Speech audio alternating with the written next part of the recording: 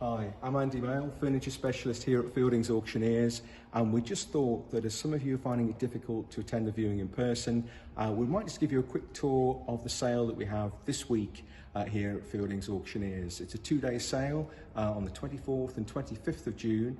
Day one incorporating our annual specialist glass sale, celebrating 5 centuries of glass making. But I just thought I'd talk you through some of the furniture and clocks we have in the sale this week.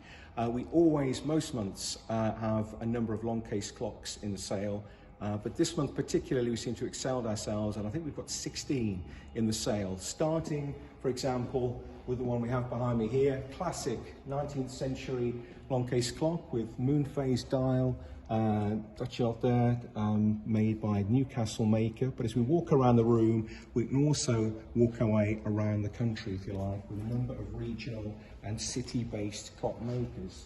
You can sort of follow me through this way. We pass our 19th century Isaac Hensel oil on canvas there as well. We've also got a wonderful Farners Rusks enamelled advertising sign that we think has come from the side of a tram traditionally, classic tram sign advertising. And then as we walk down the side of the sale room here, we literally walk around the nation of clock makers, from Preston-based maker here,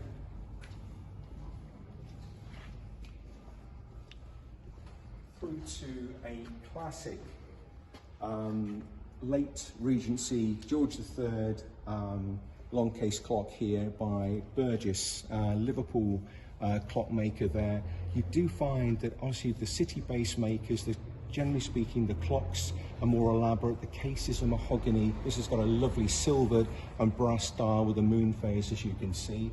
And then right next door to it, we've got a lovely provincial South Welsh 19th century clock made by Hughes of Llanelli, with the old 19th century spelling of Llanelli there as well. And then working our way down the room, a number of 18th and 19th century long case clocks, from provincial clocks such as this one made in Masham, to a lovely one here made by Daniel Brown up in Glasgow, again as you can see with that more elaborate dial and a lovely mahogany case to it. And then working our way down to perhaps my favourite in the sale this week, is this one by William Rowlands of Pwllheli there, with a nod to its maritime history there as well. The little automaton, little clock bobs away, and the little ship bobs away on the waves at the top of the dial as it ticks along. And then we move around the country and around the various regions, as you can see, with different variants to cases and dials. And with that, I'll just walk you through here and pass you to Nick. Thanks, Andy. Come and have a look at the silver. Not tons this month, but something a bit funky.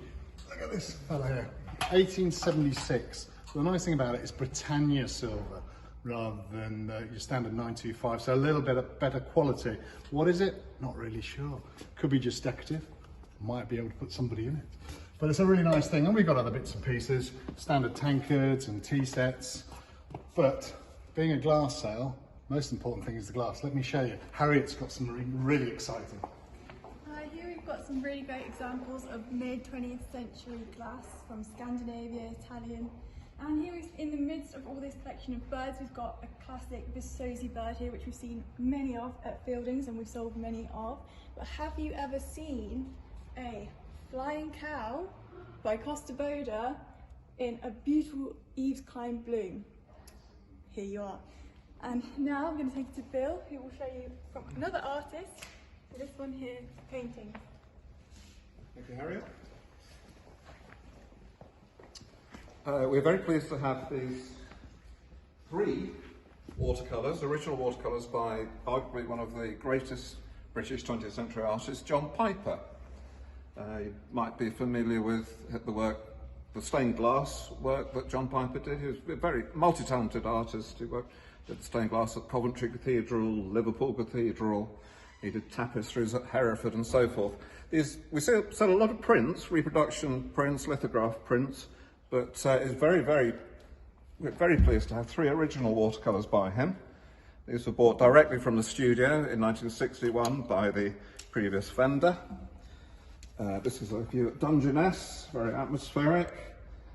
We've got this Also Dungeness, the lighthouse, iconic lighthouse at Dungeness.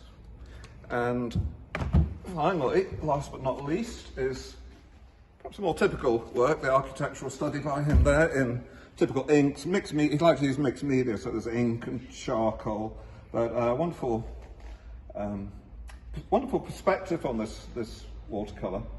And in terms of estimates, we think about sort of £6,000 to £8,000 and £3,000 to £4,000 each for the other watercolours.